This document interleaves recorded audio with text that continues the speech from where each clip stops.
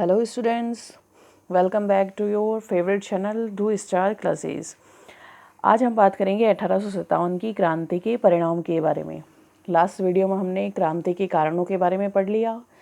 आज हमारा टॉपिक है क्रांति के परिणाम। तो 1857 की क्रांति के परिणाम स्वरूप कंपनी के शासन का अंत कर दिया गया। ब्रिटिश संसद ने 1858 ईस्वी में एक अधिनियम पारित किया और जिसके अनुसार भारत में कंपनी का शासन समाप्त कर दिया गया। भारतीय प्रशासन पर अब ब्रिटिश संसद का नियंत्रण होगा और संसद में भारत सचिव की नियुक्ति की गई। भारत सचिव की सहायता के लिए इंडियन काउंसिल बनाई गई।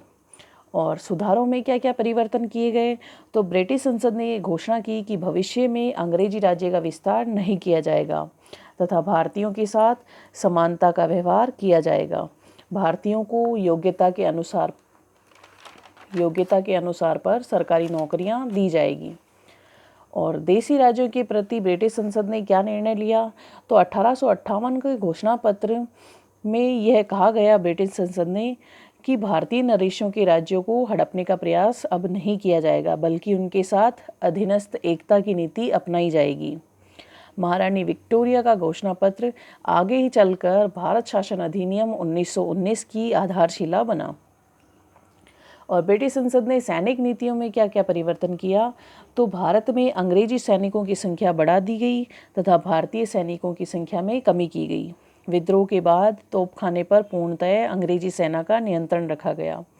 जातीय व सांप्रदायिकता के आधार पर सेना का पुनर्गठन किया गया।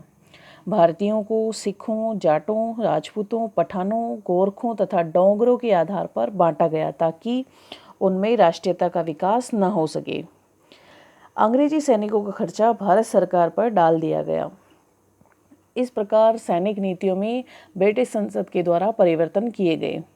बात करें गवर्नमेंट ऑफ इंडिया एक्ट 1858 ईस्वी की, तो इस एक्ट में यह कहा गया कि भारतीय रियासतों के नियंत्रण में दोहरी व्यवस्था को समाप्त कर दिया जाएगा, यानी अब शासन संचालन कंपनी के द्वारा न होकर ब्रिटिश संसद के द्वारा होगा। और भारतीयों को व्यवस्थापिका व प्रशासनिक मामलों में संबद्ध किया गया। 1861 में इंडियन काउंसिल एक्ट में यह कहा गया कि भारतीयों को योग्यता के आधार पर प्रवेश दिया जाएगा और अब भारतीयों को क्लर्कों, सहायकों के निम्न पदों पर नियुक्त किया जाएगा। और इस वर्ग ने अंग्रेजों के प्रति पूर्ण वफादारी रखी, जो आगे चलकर देश के लिए बड़ी घातक सिद्ध हुई, क्योंकि आने वाले समय में इस वर्ग ने अंग्रेजों को अपना पूर्ण समर्थन दिया, जिससे आगे चलकर भारत स्वतंत्रता संग्राम में बहुत सी परेशानियां उत्पन्न हुई। हिंदुओं व मुस्लिमों में मतभेद की बात करें तो 1857 की क्रांति में इन दोनों ही वर्गों ने भाग लिया। तो क्रांति के पश्चात अंग्रेजों ने फूट डालो और राज करो की नीति अपनाई, क्योंकि इसके तहत अंग्रेजों ने हिंदुओं का पक्ष लेना प्रारंभ किया और परिणाम स्वरूप हिंदू मुस्लिम एकता खंडित हो गई। और नेक्स्ट परिणाम की बात करें तो अंग्रेजों ने भारतीयों में कटुता उत्पन्न की। 1857 के विद्रोह को दबाने के लिए अंग्रेजों ने बर्बरतापूर्ण कार्य किए, जिससे भारतवासियों में इनके प्रति तीव्र आक्रोश व्याप्त हो गया। दूसरी तरफ अंग्रेज भी भारतीयों को विश्वासघाती समझते थे, अतः दोनों ही एक दूसरे को संदेह की दृष्टि से देखने लगे। इस क्रांति के परिणाम स्वरूप भारतीयों को कई लाभ हुए। यद्यपि विद्रोह पूरी तरह असफल रहा, फिर भी इस विद्रोह से भारतीयों को काफ़ी लाभ हुआ। तो विद्रोह के परिणाम स्वरूप 1858 के अधिनियम से भारतीय संवैधानिक प्रक्रिया प्रारंभ हुई तथा 1947 में विदेशी सत्ता समाप्त हो गई। लगभग 100 वर्ष के बाद देश को आज़ादी मिल गई। तो ये प्रथम प्रयास था भारत को आज़ाद कराने का, जिसमें भले ही सफलता नहीं मिली हो, लेकिन सफलता का प्रारंभ हो चुका था।